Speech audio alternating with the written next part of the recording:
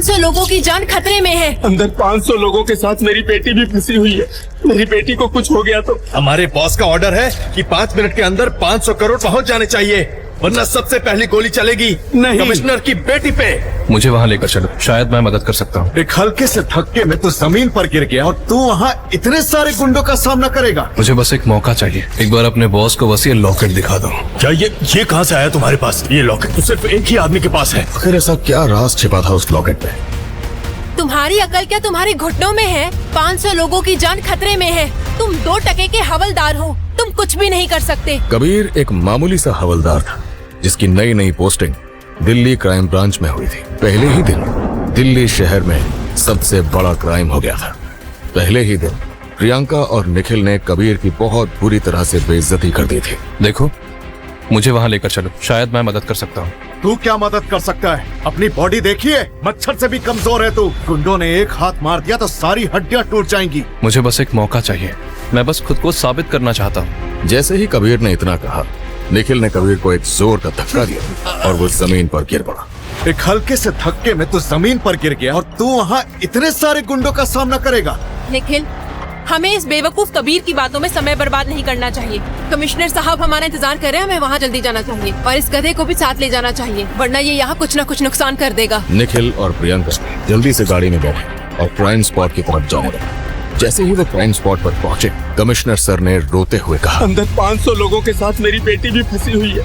मेरी बेटी को कुछ हो गया तो मैं खुद को कभी माफ नहीं कर पाऊंगा। और तभी 2 गुंडे बाहर आए जिनके हाथों में बड़ी बड़ी बंदूकें थी। हमारे बॉस का ऑर्डर है कि 5 मिनट के अंदर 500 करोड़ पहुंच जाने चाहिए, वरना सबसे पहली गोली चलेगी नहीं। कमिश्नर की बेटी पे। प्लीज ऐसा मत करना, मैं आपके आगे हाथ जोड़ता हूँ। कमिश्नर सर, कोई जरूरत नहीं है इन मामूली गुंडों के आगे हाथ जोड़ने की। कबीर की बात सुनकर गुंडों को और भी गुस्सा आ गया और उन्होंने एक जोर की लात कबीर को मारी। अगर दोबारा मुंह खोला तो सच में कमिश्नर की बेटी को गोली मार देंगे। नहीं नहीं, तुम ऐसा मत करना, मैं 500 करोड़ का बंदोबस्त करता हूँ। मगर सर, उसकी कोई जरूरत नहीं पड़ेगी। एक बार इनके बॉस से मेरी बात तो करवाओ।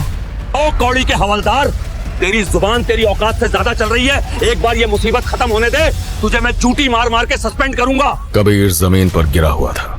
उसने अपनी जेब से एक लॉकेट निकाला और गुंडों को देते हुए कहा, एक बार अपने बॉस को बस ये लॉकेट दिखा दो, उसके बाद उनका जो भी ऑर्डर होगा हम सब मानने को तैयार हैं। गुंडे जैसे ही अपने बॉस के पास गए और उन्होंने उसे वो लॉकेट दिखाया, गुंडों का बॉस कांपने लगा। क्या ये कहाँ से आया तुम्हारे पास? ये लॉकेट तो सिर्फ एक ही आदमी के पास है, जिसका नाम है कबीर, और अगर वो यहाँ आ गया तो हम सब कहीं के नहीं रहेंगे। मगर बॉस, वो तो बाहर ही खड़ा है और हमने उसे एक लात भी मारी, वो तो बहुत ही कमजोर है। अरे बेवकूफों, तुमने ये क्या कर दिया? ये तो उसकी चाल होती है। अब हम सब बर्बाद हो जाएंगे। कबीर भाई कोई मामूली आदमी नहीं है, वो आग है, आग जिसे हाथ लगाने से हर कोई जल जाता है। अब हमको कबीर भाई से कोई नहीं बचा सकता। आखिर ऐसा क्या राज छिपा था उस लॉकेट में? क्यों एक मामूली से हवलदार का नाम सुनकर कांपने लगा था उन गुंडों का बॉस? कबीर की सच्चाई जानकर उड़ जाएंगे आपके भी होश। मिलिट्री हॉस्पिटल के इमरजेंसी रूम में वहाँ के 5 बेहतरीन डॉक्टर्स एक जवान को बचाने में लगे हुए थे। उस जवान का पूरा शरीर सुइयों से भरा हुआ था और वो खून से सना हुआ था। कंप्यूटर पर तो वो जवान जिंदा दिखाई दे रहा था, लेकिन देखने में ऐसा लग रहा था जैसे उसकी आंखों से जान चली गई हो। उसका शरीर एकदम बेजान लग रहा था। उसी इमरजेंसी रूम के बाहर खून से लथपथ 2 और फौजी अपने फटे हुए यूनिफॉर्म में हैरान परेशान दिख रहे थे। शायद वो डॉक्टर्स के बाहर निकलने के इंतजार में थे। जैसे जैसे ऑपरेशन का वक्त बीत रहा था, उन जवानों की हालत बद से बदतर हो रही थी। 2 घंटे के लंबे इंतजार के बाद आखिरकार ऑपरेशन थिएटर का गेट खुला। दोनों फौजी और उनके कुछ साथी डॉक्टर्स की तरफ दौड़े। क्या वो ठीक है? सबने एक साथ कहा। 4 डॉक्टर्स वहां से सिर हिलाते हुए निकल गए, जबकि एक डॉक्टर वहीं रुककर उनके सवाल का जवाब देने लगे। हाँ, हमने उसे बचा लिया। ये सुनते ही वहां खड़े सारे फौजियों के चेहरे खिल उठे। सबको राहत की सांस आई, लेकिन उन फौजियों के टीम इंस्ट्रक्टर को लगा कि बात कुछ और है। वो पूरी तरह से ठीक तो हो जाएगा ना? टीम इंस्ट्रक्टर ने पूछा। उसके शरीर की चोटों की तो ज्यादा दिक्कत नहीं है, लेकिन जो केमिकल उसको लड़ाई के टाइम पर दिया गया था वो खतरनाक है, और ऐसा हमने पहली बार देखा है। ये डिफेक्टिव केमिकल कैटेगरी में आती है। इसको बचाने में जो देरी हुई है उसकी वजह से ये केमिकल उसके ब्लड में मिल गया है और इसे वीक बना रहा है। डॉक्टर की बात सुनकर दोनों फौजी सुन्न पड़ गए। वीक होने से आपका क्या मतलब है? क्या इसका असर उसकी ताकत और परफॉर्मेंस पर पड़ेगा? दरअसल केमिकल पूरे शरीर में फैल गया है। अभी यह कहना मुश्किल है कि इस केमिकल का उसके शरीर पर क्या असर होगा, लेकिन इसका असर घातक भी हो सकता है। इसके साथ जो हुआ उसके लिए मुझे बहुत दुख है। देश के ऐसे जांबाज के साथ इस तरह की घटना होना वाकई हैरान करता है। डॉक्टर ने निराश होकर कहा। डॉक्टर की बात सुनकर दोनों फौजी और उनके साथी शॉक्ड थे। दोनों फौजियों के चेहरे पर 12 बजे हुए थे। तभी एक फौजी ने अपना आपा खो दिया और जोर से दीवार पर अपना हाथ दे मारा। कुछ ही पल में उसके दस्ताने से खून की बूंदें जमीन पर टपकने लगीं। सब मेरी गलती है। शिट! कबीर ने मुझसे कहा था, यह सब मेरी गलती है। वो अपनी बात कंप्लीट कर पाता कि उससे पहले ही टीम इंस्ट्रक्टर ने उसका कॉलर पकड़ लिया और उससे कहा, मैंने तुम्हें ये कितनी बार कहा है कि कबीर की ऑर्डर बिना सवाल किए मान लिया करो। और यह ऑपरेशन कोई आम ऑपरेशन नहीं था। फॉलो ऑर्डर्स, ये 2 शब्द तुम्हारी बुद्धि में नहीं आते क्या? मैं बस जीत की खुशी में वहां से कुछ लेना चाहता था। मुझे बिल्कुल नहीं पता था कि वहां कुछ लोग जिंदा बचे हैं।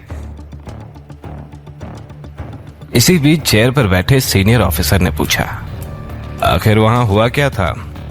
बताओ मुझे। दूसरे फौजी ने दीवार का सहारा लेते हुए धीरे से कहा, कबीर ने हमें वापस लौटने को कहा और जब विशाल वहां से कुछ लेने गया तो तभी एक साइंटिस्ट वहां उस केमिकल का इंजेक्शन लेकर विशाल पर अटैक करने लगा। कबीर विशाल को बचाने गए और वो केमिकल का इंजेक्शन उनको लग गया। ये सुनते ही सीनियर ऑफिसर ने विशाल की तरफ देखा और चिल्लाते हुए कहा, इस गिल्ट के साथ कैसे रह पाओगे तुम? मैं बस कबीर को ठीक देखना चाहता हूं। विशाल को सिर्फ कबीर की चिंता थी। इन सब बकवास का कोई फायदा नहीं। जाओ अंदर जाओ और देखो कि वो ठीक है कि नहीं। डॉक्टर ने दोनों को चुप कराते हुए कहा, जिसकी बात सुनकर दोनों फौजी हिम्मत करते हुए कबीर के कमरे के अंदर तक गए। क्या वो अभी भी मिलिट्री इंटेलिजेंस ब्यूरो ज्वाइन कर सकता है? टीम इंस्ट्रक्टर ने सीनियर ऑफिसर से पूछा। सीनियर ऑफिसर का जवाब झिझक भरा था। ये मिशन तो ठीक गया और हमने उनका रिसर्च बेस भी खत्म कर दिया, लेकिन डॉक्टर की माने तो कबीर अब फिजिकली उतना काबिल नहीं है। और तुम तो जानते ही हो कि मिलिट्री इंटेलिजेंस ब्यूरो में हम सिर्फ बेस्ट ऑफ बेस्ट को ही लेते हैं। वैसे इतना भी निराश होने की बात नहीं है, अभी उसकी ताकत की टेस्टिंग भी होगी। और तुमने तो 3 लोगों का नाम दिया था ना मिलिट्री इंटेलिजेंस ब्यूरो के लिए, उनमें से 2 मिशन पास कर चुके हैं, तो उनका मिलिट्री इंटेलिजेंस ब्यूरो में जाना तय है। टीम इंस्ट्रक्टर सीनियर ऑफिसर की बात से खास खुश नहीं था। उसी वक्त विशाल, जो कि कमरे के दरवाजे से चिपक कर इनकी सारी बातें सुन रहा था, वो रो पड़ा। दूसरा फौजी भी इस बात को समझ गया था। वो कबीर को कंबल उठाते हुए उसी के बगल में बैठ गया। उसके पास कहने को कुछ था ही नहीं, कहता भी क्या। आखिर उसने विशाल को इस बात पर पहले ही 2 थप्पड़ लगा दिए थे। अगले दिन कबीर फिजिकल एग्जामिनेशन रूम के बाहर अपने रिजल्ट का इंतजार कर रहा था। वो चुपचाप अपना पसीना पोंछ रहा था। विशाल भी उसी के साथ शांत खड़ा था। क्या होगा अगर रिजल्ट की वजह से तीनों अलग हो गए? इन 3 लोगों की टोली आर्मी की ज्वाइनिंग के पहले दिन से ही थी। अगर कबीर चला गया तो कुछ भी पहले जैसा नहीं होगा। तभी एग्जामिनेशन रूम से एक आदमी हाथ में फोल्डर लिए कबीर की तरफ आया और उसने कहा, रिजल्ट अच्छे नहीं हैं, सुनना चाहोगे? आखिर कबीर था तो फौजी ही। चेहरे पर मुस्कान लिए हुए उसने कहा, जरूर सर। उसकी आवाज में कॉन्फिडेंस साफ झलक रहा था। तुम्हारी पावर, स्पीड, ताकत, हर चीज में बहुत बड़ी गिरावट है। कबीर सबसे बेस्ट सोल्जर्स में से एक था और अब उसकी ताकत और तेजी दोनों ही किसी आम आदमी जितनी ही हो गई थी। किसी के पास इतनी हिम्मत नहीं थी कि वो उसे बता पाए कि अब वो मिलिट्री इंटेलिजेंस ब्यूरो को ज्वाइन नहीं कर पाएगा। आगे की कहानी जानने के लिए देखें अगला एपिसोड सिर्फ पॉकेट एफएम के YouTube चैनल पर, और सीक्रेट फौजी के सारे एपिसोड्स को सुनने के लिए डिस्क्रिप्शन में दी लिंक से डाउनलोड करें पॉकेट एफएम ऐप।